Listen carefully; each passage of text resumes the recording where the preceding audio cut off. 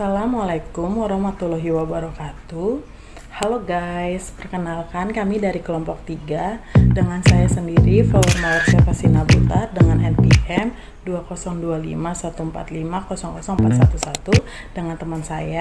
Kenalkan, nama saya Rizky Malasari, NPM saya 200514579001. Berulang-ulang kali telah ku katakan, diriku ini hanyalah seorang biduan. Jangan engkau cemburu. Mitos dalam perkembangan pengetahuan. Mitos dalam perkembangan pengetahuan yaitu cerita atau kepercayaan yang berkembang di masyarakat, dianggap benar, tidak dibuktikan secara ilmiah.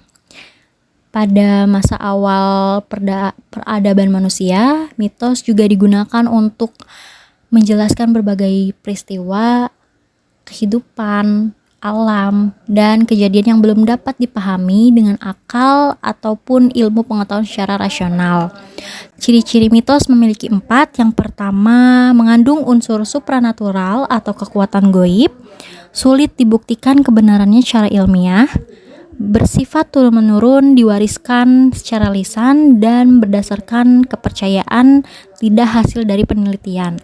Selanjutnya ada peran mitos. Peran mitos yaitu mendorong rasa ingin tahu yang berkembang menjadi pemikiran rasional dan ilmiah, membantu masyarakat menjelaskan fenomena seperti petir, gempa bumi, atau gerhana. Selanjutnya menjadi cara awal manusia memahami dunia ataupun alam semesta. Selanjutnya ada penalaran manusia, yaitu memiliki 2 penalaran, ada deduktif dan induktif. Sebelum kita membahas soal penalaran induktif dan deduktif, apa sih yang dimaksud dengan penalaran? Penalaran sendiri yaitu merupakan proses berpikir dilakukan manusia di dalam aktivitas kognitif atau menarik kesimpulan berdasarkan suatu informasi yang kita dapatkan dengan menggunakan logika atau pengetahuan yang dimiliki. Jadi penalaran juga bisa digunakan untuk memahami suatu masalah, membuat keputusan, dan memperoleh pengetahuan baru. Ilmu pengetahuan di penalaran tersebut sangat penting karena menjadi dasar dalam menemukan dan mengembangkan teori-teori ilmiah. Dan penalaran juga dibagi menjadi 2, yaitu ada deduktif dan induktif. Penalaran deduktif itu apa sih? Penalaran deduktif yaitu cara berpikir yang berangkat dari pernyataan menuju kesimpulan yang bersifat khusus. Jadi, penalaran induktif itu seperti kayak jika premis atau dasar pemikirannya benar, maka kesimpulannya juga pasti benar. Nah, penalaran deduktif ini sering juga disebut sebagai berpikir dari umum ke khusus. Penjelasan tersebut ada di dalam sejarah penalaran deduktif menurut Aristoteles. Menurut Aristoteles, yaitu Sil Yunani yang dikenal sebagai bapak logika atau bapak penalaran deduktif, atau yang bisa disebut dengan bahasa Inggris Father of Deductive Reasoning. Filsuf Yunani tersebut tercatat sebanyak mendokumentasikan penalaran deduktif di abad sebelum Masehi. Dia tokoh pertama yang menyusun sistem penalaran secara teratur dan sistematis, dan juga cara berpikir dari pernyataan yang bersifat umum menuju kesimpulan yang lebih khusus. Aristoteles juga mengembangkan metode logika yang disebut silogisme. Silogisme itu adalah bentuk penalaran terdiri dari 2 premis, pernyataan, dan 1 kesimpulan. Contoh klasik yang dibuat oleh Aristoteles itu ada 2. Pertama ada premis 1 atau umum, all men are mortal atau semua manusia bisa mati. Kedua, premis 2 atau khusus, Socrates is a human Socrates adalah manusia. Jadi kesimpulannya itu therefore Socrates is mortal, maka Socrates bisa mati. Jadi catatannya yaitu mortal memiliki arti fana, tidak abadi dan bisa mati. Selanjutnya ada ciri-ciri penalaran deduktif, yaitu pertama, kesimpulan bersifat pasti jika premis benar, banyak digunakan dalam matematika dan logika formal, berangkat dari hal yang umum menuju hal khusus, tidak menghasilkan pengetahuan baru tetapi menjelaskan pengetahuan yang sudah ada, dan juga kesimpulan berdasarkan aturan dan prinsip yang sudah ada. Selanjutnya ada penalaran induktif. Penalaran induktif itu berpikir yang berangkat dari fakta-fakta atau peristiwa khusus menuju kesimpulan umum. Penalaran induktif juga sering disebut sebagai berpikir dari khusus ke umum. Jadi kesimpulan penalaran induktif itu dihasilkan bersifat kemungkinan atau probabilitas, jadi bukan kepastian mutlak. Pola pikir penalaran induktif itu fakta khusus dan generalisasi, yaitu kesimpulan umum.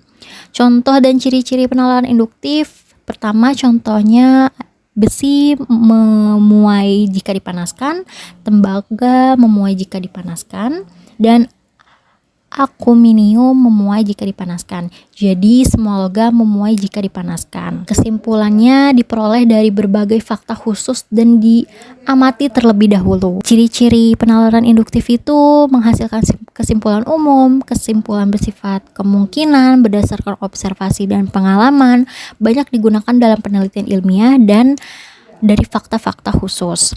Sejarah penalaran induktif menurut Francis Bacon, yaitu seorang filsuf, ilmuwan, dan negarawan Inggris, dikenal sebagai bapak empirisme, dan juga ia mengembangkan penalaran induktif ini sebagai metode untuk memperoleh pengetahuan yang lebih akurat dan ilmiah. Pada masa Bacon, banyak ilmuwan mengandalkan penalaran deduktif yang diwariskan oleh Aristoteles, dan juga menurut Bacon cara itu dapat menghasilkan kesimpulan yang kurang sesuai dengan kenyataan. Jadi jika tidak didukung oleh fakta, ia menekan pentingnya pengamatan observasi dan pengalaman empiris sebagai dasar pengetahuan. Tujuan penalaran induktif Bacon tuh apa sih? Beberapa tujuannya yaitu menjadikan ilmu pengetahuan lebih objektif dan diuji, menemukan hukum-hukum alam melalui penelitian dan eksperimen, menghindari kesalahan akibat asumsi atau prasangka, dan juga menghasilkan pengetahuan berdasarkan fakta nyata. Perbedaan penalaran deduktif dan induktif, ya kesimpulannya yaitu penalaran deduktif bergerak di bidang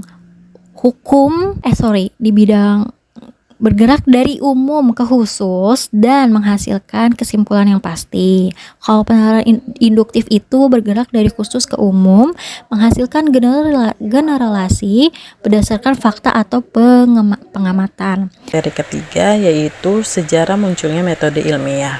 Metode ilmiah adalah cara sistematis yang digunakan untuk memperoleh pengetahuan yang dapat diuji dan dibuktikan kebenarannya. Metode muncul sebagai hasil perkembangan pemikiran manusia dari cara berpikir yang bersifat mitologis menuju cara berpikir yang rasional dan empiris.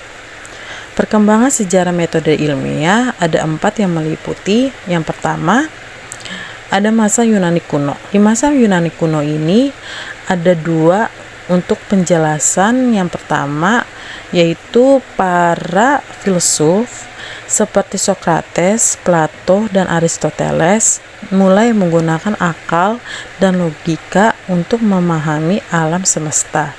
Yang kedua, Aristoteles mengembangkan penalaran logis atau logisme yang menjadi dasar berpikir ilmiah. Yang kedua, ada masa keemasan Islam atau abad ke-8 sampai ke-13. Itu ada 2 penjelasan. Yang pertama, ilmuwan muslim seperti Ibnu Al-Haytham mengembangkan metode observasi dan eksperimen dalam penelitiannya. Yang kedua, karya-karyanya dalam bidang optika dianggap sebagai salah satu cikal bakal metode ilmiah modern.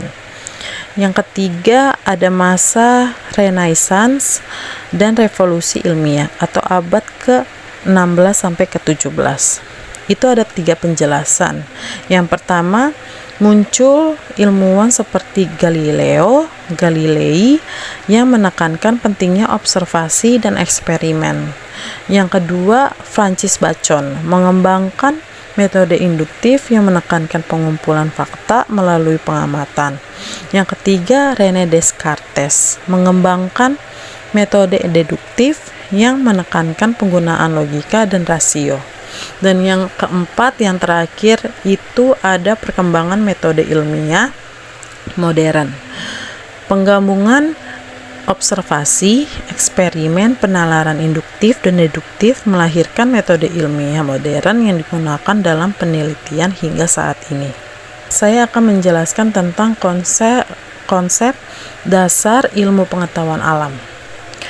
Pengertian dari ilmu pengetahuan alam atau IPA itu adalah ilmu yang mempelajari berbagai gejala, peristiwa, dan fenomena yang terjadi di alam semesta melalui pengamatan, penelitian, percobaan, dan penalaran ilmiah.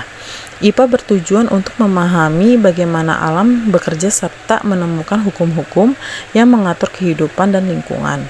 IPA tidak hanya berupa kumpulan fakta, tetapi juga merupakan proses untuk memperoleh pengetahuan melalui metode ilmiah. Di IPA ada 3 hakikat utama, yaitu yang pertama ada IPA sebagai produk.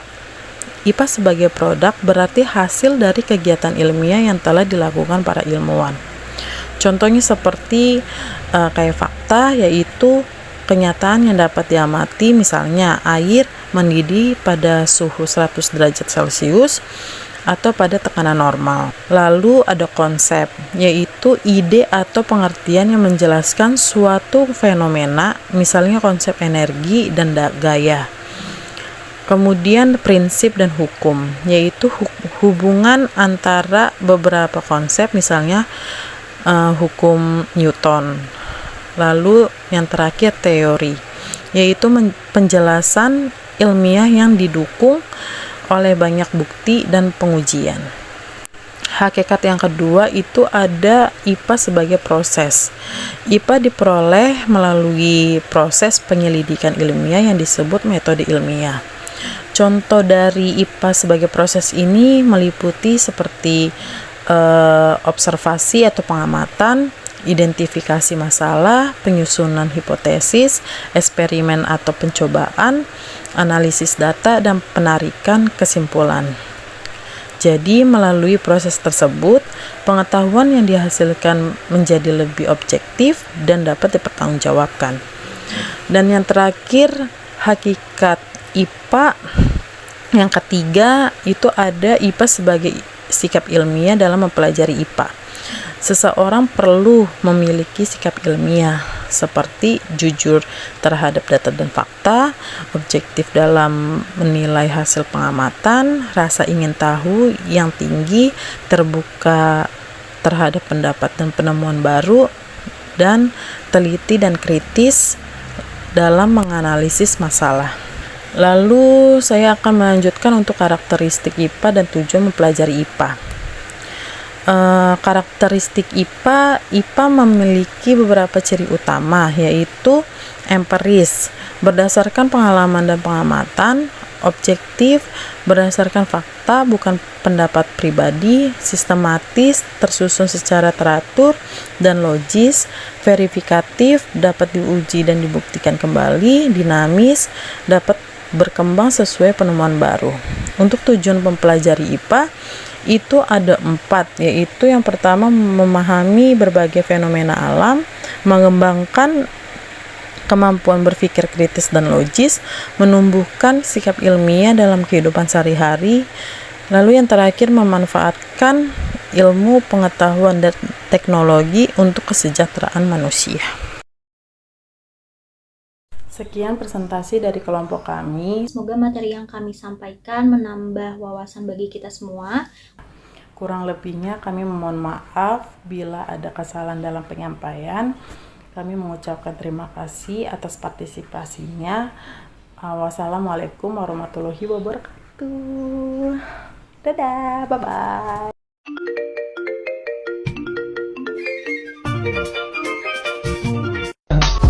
I just had to let you know you're